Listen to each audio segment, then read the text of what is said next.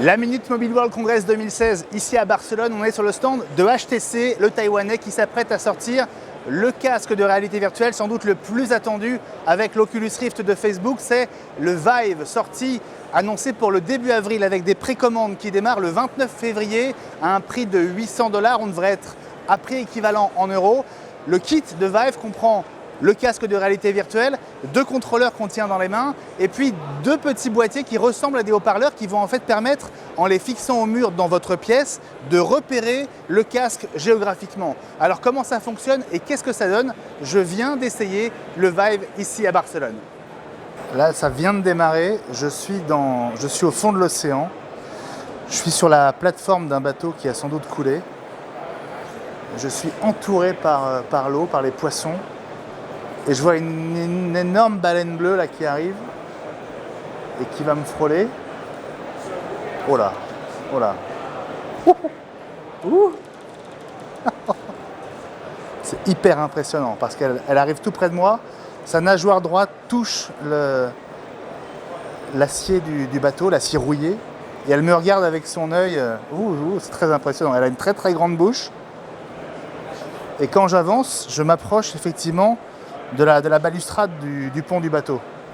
Oula, il y a la queue de la baleine qui revient. Quand je m'approche j'ai failli me prendre un coup de queue. Ah la vache. Quand je m'approche trop loin, je vois les bords de la grille en fait qui apparaissent. Voilà, c'est la fin de la première démonstration. Je ne sais absolument pas dans quel sens je suis là. Alors là, il fait nuit, je suis sur une plateforme à ciel ouvert, autour de moi, il fait nuit, il y a le ciel, et je tire sur des ennemis genre Space Invaders. Ah c'est un truc de fou. Alors, j'ai une détente pour tirer, et mon contrôleur de main droite me sert de bouclier. Je crois que j'ai explosé. Ah, c'est un truc de dingue. En fait, tout est virtuel, même les contrôleurs que je tiens dans la main, je les vois dans le monde virtuel, mais je les vois à leur position exacte. Donc ils sont intégrés en fait à tout l'univers autour de moi. C'est fantastique. J'ai dans ma main droite un pinceau et dans ma main gauche un outil virtuel qui me permet de changer les brosses, de changer la couleur, etc. Je suis capable littéralement de dessiner et de peindre sur une sorte de mur virtuel. Voilà, je viens d'écrire OUATCHTV, c'est hallucinant. Je vais changer de couleur pour écrire le Figaro. Alors, si j'y arrive, c'est pas évident. Si je vais mettre le bleu Figaro, tiens. Voilà, et au-dessus, voilà, le Figaro.fr pour l'équipe. Voilà, je souligne, c'est extraordinaire. Ça écrit dans des lettres qui ressemblent un peu à des néons, totalement en relief, comme s'il avait créé des néons suspendus dans le ciel, dans l'espace. C'est incroyable. Je n'avais pas bien mesuré. Et en fait, tout l'environnement autour de moi est un tableau. C'est extraordinaire.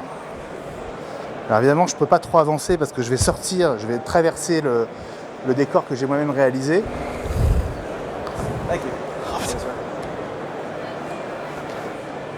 Alors c'est incroyable. Voilà. On a essayé ici à Barcelone toutes sortes d'expériences d'immersion en réalité virtuelle. J'avoue que là, le Vive d'HTC, je n'imaginais même pas qu'on pouvait entrer à ce point dans un monde virtuel. Voilà. Je ne savais même pas dans quel sens j'étais orienté quand j'ai enlevé le casque.